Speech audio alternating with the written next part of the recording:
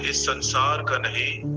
यदि मेरा राज्य इस संसार का होता तो मेरे सेवक लड़ते कि मैं यहूदियों के हाथ सौंपा न जाता, परंतु मेरा राज्य यहाँ का नहीं। बहुत ही स्पष्ट भाषा में, जिसके विषय में हमें संदेह नहीं होना चाहिए। प्रभु यीशु मसीह का एक राज्य है, उसका राजा वही है जिसे हम राजाओं का राजा, प्रभुओं का प्रभु कहते हैं। ये राज्य संसार का नहीं, स्वर्ग का है। कल के दिन हमने ये भी देखा था, यदि ये पृथ्वी में शैतान का राज्य है और हम स्वर्ग के नागरिक हैं, तो क्यों प्रभु ने हमको इस राज्य में रखा है? तो उसका एक ही उपाय, हम एक ही उसका उत्तर हमें मिलता है। राज्य के दृष्टिकोण से जब अपने जीवनों को हम समझना चाहते हैं, तो हम यहाँ पर केवल राजदूत के समान हैं। 2 कुरिन्थी 5 अध्याय और उसके 20 वचन के अनुसार हम प्रभु यीशु मसीह के राजदूत हैं। कल के दिन हमने उस राजदूत का जो पहला भाग हमने सुना था, पहला राजदूत तो है स्वदेश का नागरिक है। हमें भी उस स्वर्ग का नागरिक बनना चाहिए। प्रकाशित वाक्य 21 के 27 में जीवन की पुस्तक में हमारा नाम होना चाहिए। भजन संहिता 69 के 29 के अनुसार धर्मियों के संग हमारे नाम लिखे जाने चाहिए।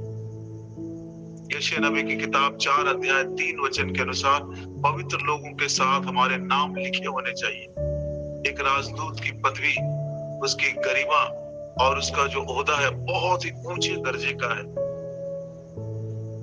उसका नैतिक जीवन, उसका स्वभाव और उसका चरित्र, गुण चरित्र इतना ऊंचा है कि प्रदेश में कोई भी उसे अरेस्ट नहीं कर सकता, कोई उसे हथकड़ी लगा नहीं सकता।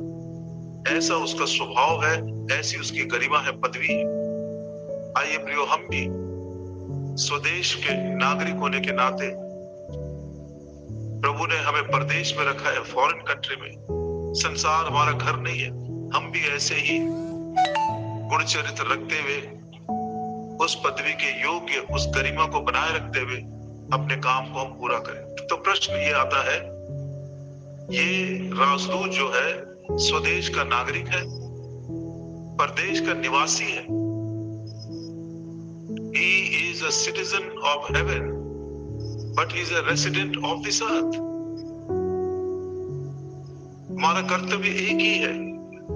जैसे दाऊद ने हूशै को वापस ये अबशलोम के पास भेज दिया कि वो वहां रहे, वहीं खाए, वहीं रहे, परिवार का भी पालन पोषण हो, लेकिन वो राजा का काम कर रहा था। शत्रु के घर में रहता हुआ वो दाऊद राजा के लिए काम कर रहा था, ताकि अहीतोफेल के सम्मति को वो निष्फल करे। और एक दिन आए जब दाऊद राजा के हैसियत से फिर लौट कर आए। प्रभु यीशु मसीह ने भी हमें यही सिखाया, तेरा राज आए। शैतान ने इस पृथ्वी को हमारे प्रभु का असल में उसने हथिया लिया।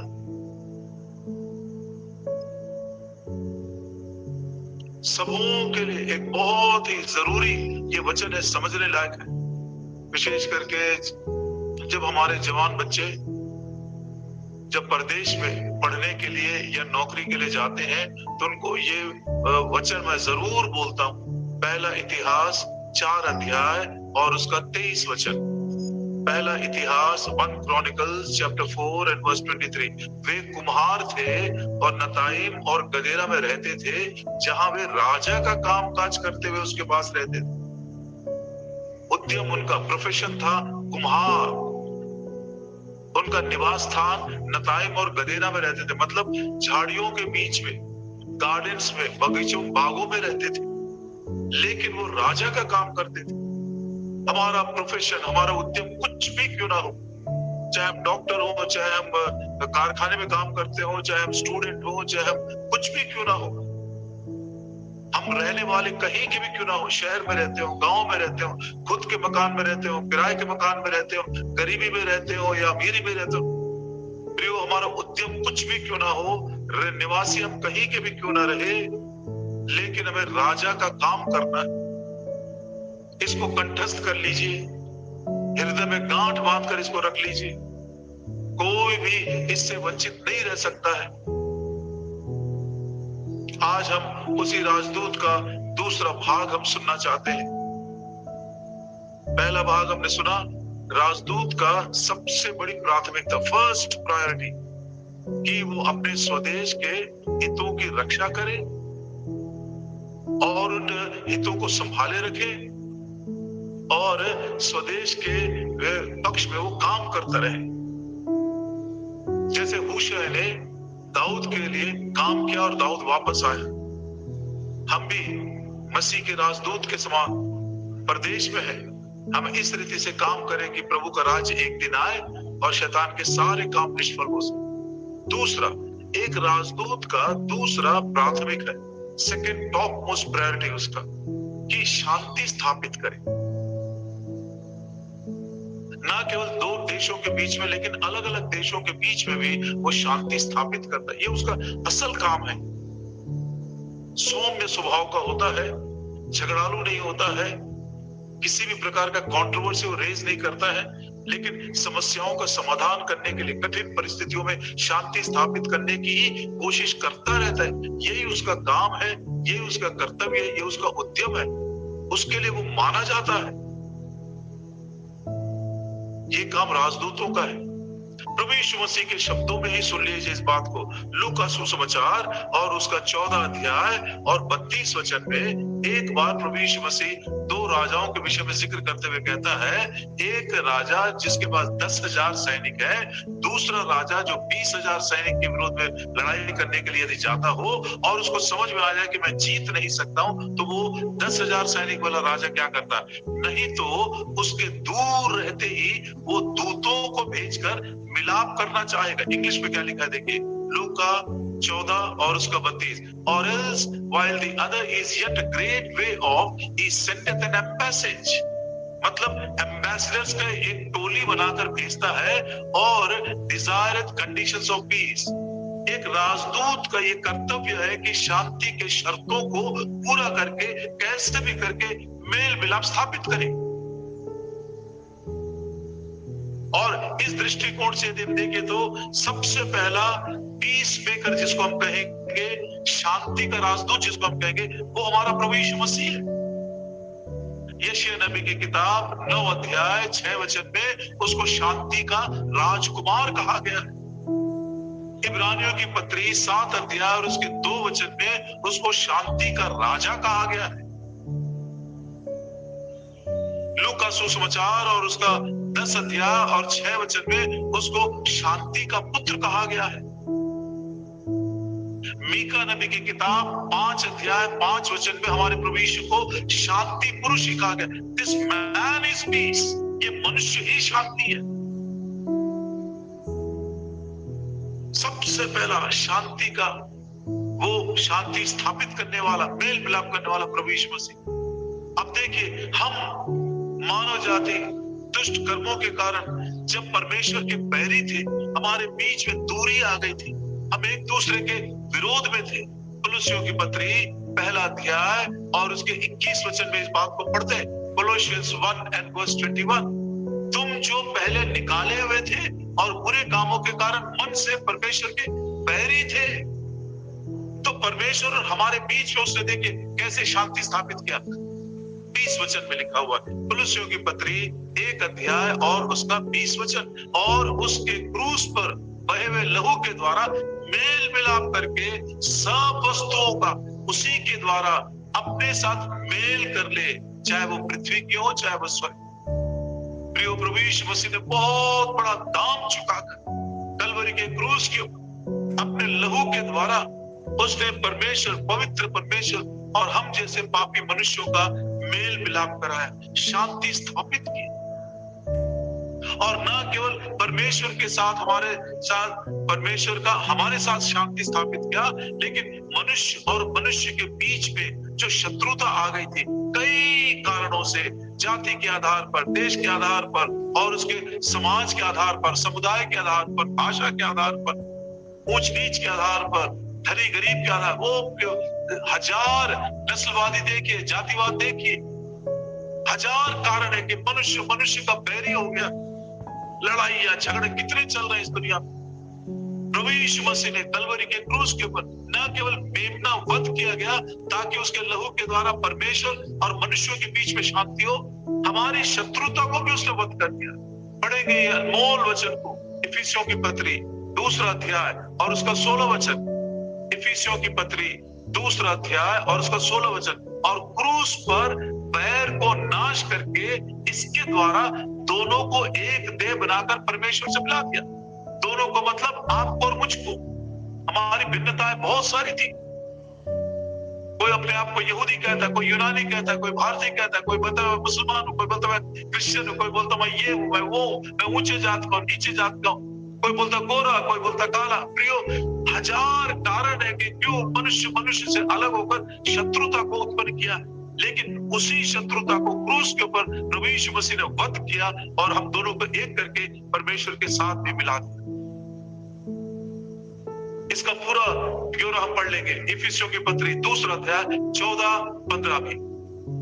इफिसियों की पत्री 2 अध्याय 14-15। क्योंकि वही हमारी शांति मतलब मेल है, जिसने दोनों को एक कर लिया और अलग करने वाली दीवार को जो बीच में थी ढा दिया। 15 वचन। और अपने शरीर में बैर अर्थात व्यवस्था, जिसकी आज्ञाएं विधियों की रीति पर थी, मिटा दिया कि दोनों से अपने में एक नया मनुष्य उत्पन्न करके मेल करा दे। 17 वचन पढ़ेंगे। इफिसियों का पत्री 2 अध्याय और उसका 17 वचन। उसने आकर तुम्हें जो दूर थे और उन्हें जो निकट थे, दोनों का मेल मिलाप का सुसमाचार। कितना अद्भुत यह काम है। यदि हम शांति कराने वाले का ये काम राजदूत के समान करना चाहते हैं, तो सबसे पहले हमारे हृदयों में वो शांति होनी चाहिए। सबसे पहले हम परमेश्वर के साथ उस मेल मिलाप के संबंध को बनाए रखना चाहिए, नहीं तो इस सेवकाई को हम पूरा नहीं कर सकेंगे। यदि हमारे ही हृदय में क्रोध है, बदले की भावना है, जलन की भावना है, ईर्ष्या की भावना है, घमंड है, छिपा हुआ पाप है, ऐसे पाप जिसको हम कबूल नहीं किए, जानबूझकर हम पाप करते रहते, इस प्रकार की बातें यदि हमारे हृदय में छिपी हुई है प्रियो, जब हमारे ही मन में शांति नहीं होगी, परमेश्वर के साथ मेल मिलाप का संबंध नहीं होगा, हम राजदूत की सेवकाई जो दूसरों के साथ शांति को स्थापित करने का नहीं कर सकते हैं। The topmost priority of an ambassador is to work for the national interest। वो अपने राजा का काम करता है, और दूसरा उसका टॉप सेकंड मोस्ट प्रायोरिटी है शांति स्थापित करना। सबसे पहले हमारे हृदयों में परमेश्वर की शांति राज्य करनी चाहिए, तब मात्र हम दूसरों के साथ शांति के संबंध को स्थापित कर सकते हैं। एक उदाहरण देकर हम इसको अच्छी रीति से समझ सकते हैं। उत्पत्ति की किताब और उसका 25 अध्याय। उत्पत्ति की किताब, अच्छा इसको पढ़ने से पहले याकूब 4:1 पढ़ लेते हैं। याकूब की पत्री 4 अध्याय और उसका 1 वचन। James chapter 4 and verse 1। याकूब की पत्री 4 अध्याय 1। तुम में लड़ाइयां और झगड़े कहां से आ गए? क्या उन सुख विलासों से नहीं जो तुम्हारे अंगों में लड़ते भिड़ते? आपस में लड़ाई कहां से शुरू हुई? मुझसे शुरू हो गई। मेरे जीवन में वो शांति ना होने के कारण, मेरे अंगों में वो शांति ना होने के कारण ये युद्ध जो है दूसरे बाहर में फैल गया है। यदि राजदूत की सेवकाई को प्रदेश में रहते हुए पूरा करना चाहते हैं, तो सबसे पहले शांति मेरे हृदय में राज्य करनी चाहिए, तब मैं दूसरों के बीच में भी शांति को स्थापित कर सकता हूं। अब देखिए इस उदाहरण को। उत्पत्ति की किताब उसका 25 अध्याय 22 और 23 वचन में पढ़ते हैं। Genesis 24, 25, 22 and 23। इसहाक और रिबका दोनों पति पत्नी है। 20 साल तक उनके संतान नहीं थे, लेकिन इसहाक ने परमेश्वर से विनती की, उसकी प्रार्थना को प्रभु ने सुनकर उसके रिबका के गर्भ को खोल दिया। अब रिबका का अनुभव देखिए। लड़के उसके गर्भ में आपस में लिपट के एक दूसरे को मारने लगे, और ये बात इसहाक को भी नहीं मालूम है। ये भीतर की बात है, व्यक्तिगत जीवन की बात है। तब उसने कहा, मतलब रिबका ने कहा, मेरी जो ऐसी ही दशा रहेगी तो मैं कैसे जीवित रहूंगी? और वो यहोवा से इच्छा पूछने के लिए गए, हे प्रभु जी, मैं अशांति में हूं, मेरे कोख में दोनों बच्चे एक दूसरे से लिपट कर लड़ भिड़ रहे हैं। और यदि ऐसी ही दशा रही, इसके ऊपर यदि मुझको विजय नहीं मिला, तो मेरे जीवित रहने का अर्थ क्या है? मैं शांति के साथ जीवित नहीं रह सकती हूँ। तब परमेश्वर ने उसको एक उत्तर दिया। 23 वचन, उत्पत्ति 25 और उसका 23। तब यहोवा ने उससे कहा, तेरे कोख में 2 जातियां हैं, तेरी कोख से निकलते 2 राज्य के लोग अलग अलग होंगे। देखिए, 2 राज्य, एक परमेश्वर का राज्य, एक शैतान का राज्य है। ये दोनों आपस में भिड़ रहे हैं और ये द्वंद हमारे जीवन पे हो रही है। और जब तक इसके ऊपर हमको विजय ना मिले, हम राजदूत की सेवकाई जो औरों के साथ मेल मिलाप को स्थापित नहीं कर सके।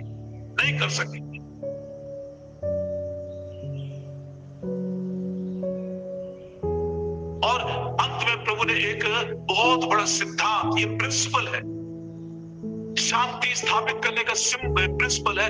आखिरी लाइन में देखिए, बड़ा बेटा छोटे का अधीन होगा। The elder shall serve the younger। मेरा बड़ा भाई शरीर है, छोटा भाई आत्मा है। शरीर के अनुसार मैंने जब जन्म लिया था, शरीर में था, लेकिन आत्मा के अनुसार जब मैं नया जन्म पाया तो मैं आत्मिक पुरुष बना। तो शारीरिक मनुष्य भी हूँ, आत्मिक मनुष्य भी हूँ। मेरा बड़ा भाई शरीर है, छोटा भाई आत्मा है। इन दोनों के बीच में लड़ाई होती रहेगी। ये 2 राज्य हैं, लेकिन हमें अवश्य कोशिश करना है कि आत्मा के द्वारा शरीर के कामों के ऊपर हमको विजय मिले। रोमियो की पत्री 8 अध्याय और उसका 13 वचन। रोमियो की पत्री 8 अध्याय और उसका 13 वचन। क्योंकि यदि तुम शरीर के अनुसार दिन काटोगे तो मरोगे, यदि आत्मा से देह की क्रियाओं को मारोगे तो जीवित रहोगे। ये आत्मा शरीर के ऊपर राज्य करना है। ये छोटा है जो है, बड़ा के ऊपर राज्य करना है।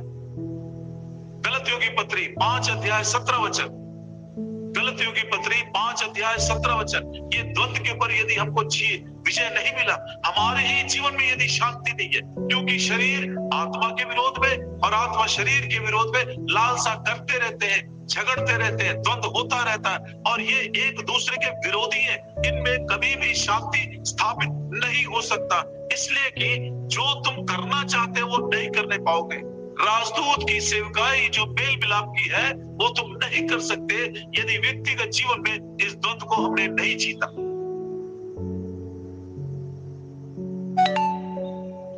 आज ध्यान से हमारे व्यक्तिगत जीवनों को जांचने की आवश्यकता है कि क्या सचमुच में मेरे हृदय में परमेश्वर की शांति राज्य कर रही है या नहीं।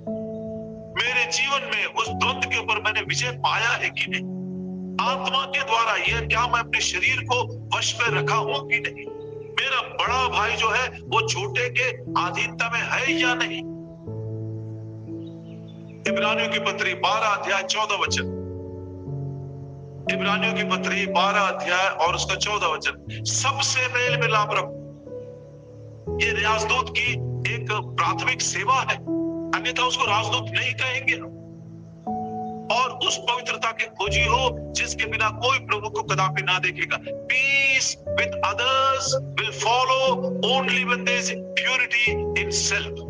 व्यक्तिगत जीवन में जब पवित्रता है तब मात्र दूसरों के साथ मेल मिलाप हो सकता है। अब आप ध्यान से इस बात को समझ सकते हैं प्रियो।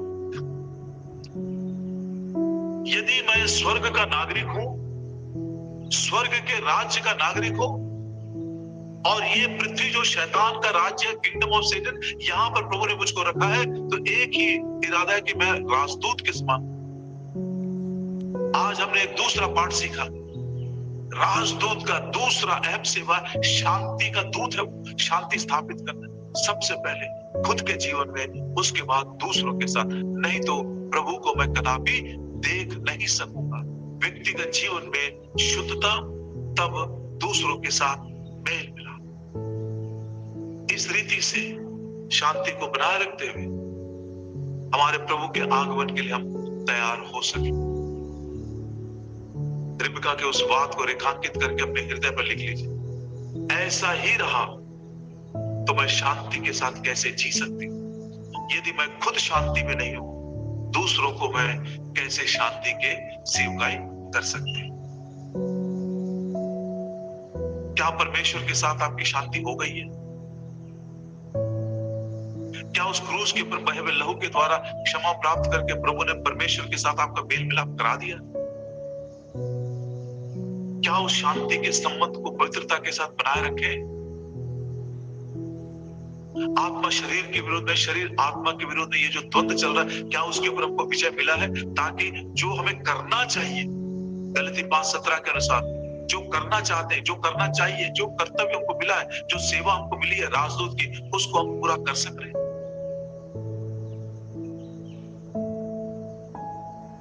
प्रार्थना करेंगे। हमारे प्रेमी स्वर्गीय पिता, राज्य के संबंध में जो सेवा आपने हमको सौंपी है प्रभु जी, बहुत बहुत बड़ी है। दुख के साथ, टूटे मन के साथ कबूल करना चाहते हैं। हमारे ही जीवन में, हमारे ही हृदय में, हमारे ही देह के अंगों में वो जो द्वंद्व चल रहा है, आत्मा शरीर के विरोध में, शरीर आत्मा के विरोध में, उस पर विजय न पाने के कारण जो सेवा हमको करनी चाहिए वो हम नहीं कर सकते। जो सेवा हम करना चाहते हैं वो भी हम नहीं कर सकते। इसलिए प्रभु जी आज व्यक्तिगत हृदय में आपके शांति को बहाल करें। रिबका के बातों को याद करते हैं, ऐसा ही रहा तो मैं कैसे शांति के साथ जी सकती हूँ। प्रभु ने कहा, देख 2 राज्य तेरे कोप में, बड़ा जो है छोटे की सेवा करेगा। प्रभु जी आत्मा के द्वारा शरीर के ऊपर विजय पाते हुए, जैवन जीवन बिताते हुए हमारे हृदयों में आपकी शांति राज्य कर सके। प्रभु यीशु मसीह शांति का राजकुमार हमारे हृदयों में राज करे। इस वचन की रक्षा करिए प्रभु जी। जो हम बोल नहीं सके उससे बढ़कर आप हर एक से बातें करें।